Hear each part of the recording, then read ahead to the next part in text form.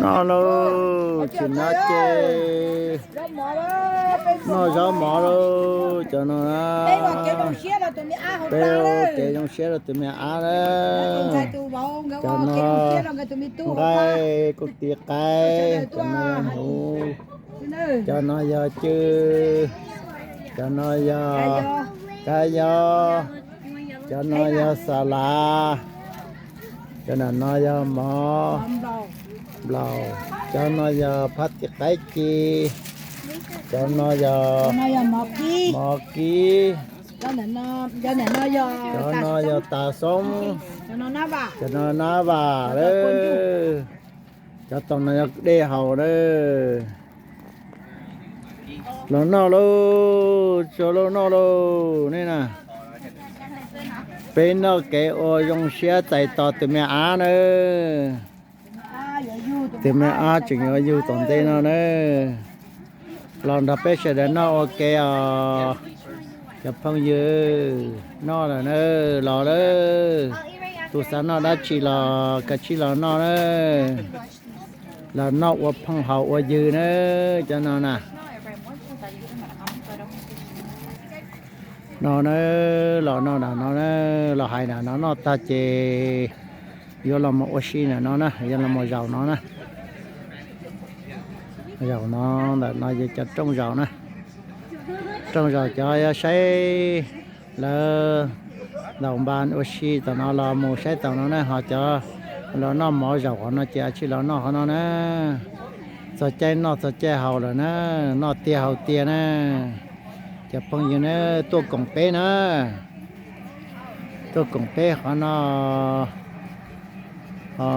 bắt đầu nó chơi giờ qua lúc tao nó trăm nhiều tôi ta chơi nhiều mà oxy lúc bắt đầu nó lúc đi theo tao nó nhiều theo oxy tao cho nên nó chơi giờ cho chụp phong như là cái không tôi cho đâu nè nó nè tôi không tôi cho nó ta chỉ mà nó là hậu nhất nó chỉ mà nó giàu trong đời nó nè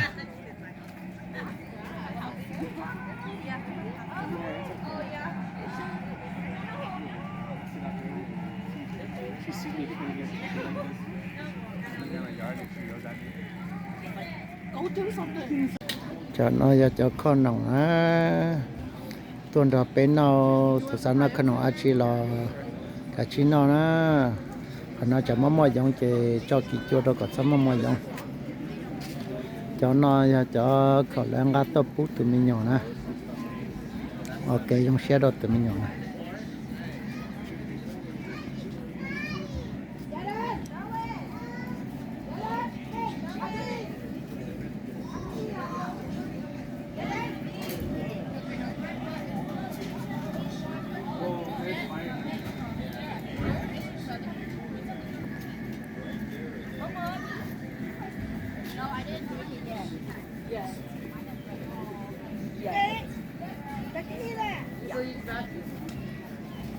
ta tạo lại nó là nó tụi nhà nó đã chỉ là ở lại nó là còn bé nè tụi sáng nó đã chỉ là nó và nó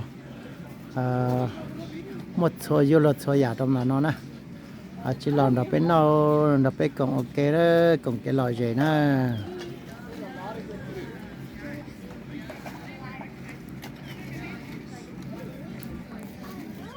ta tổ là ô cá nó còn nó đấy nhà nó đã chỉ tuần đập bên nó đấy nó số giả nhất còn nó nè sao nó giả chỉ tôi ba bên nó ok trong xia xí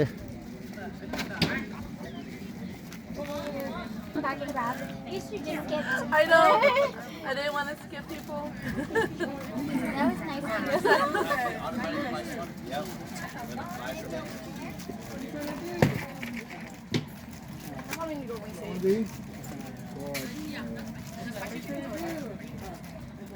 Boy, there is no chicken on stick. They're basically chicken on stick. They taste just like it. Your nose was drawn. You can see You got the tiny one. He got half of it, right? It's just not on the it's chicken, but it's not on the stick. Well, look, I look, it's not. Yeah, Yeah, it's just like you already have I one? have some. As long as they do taste just like it. What kind of Because it is security just like guard are you? No, last time. Oh, okay. Yeah, last time. Not That's this better. time. What do you think? So I know. Alright. Alright, I believe you. What's this? There's red ones. Go put your plate down. This rice? Yeah, nam cow. It's like sour rice.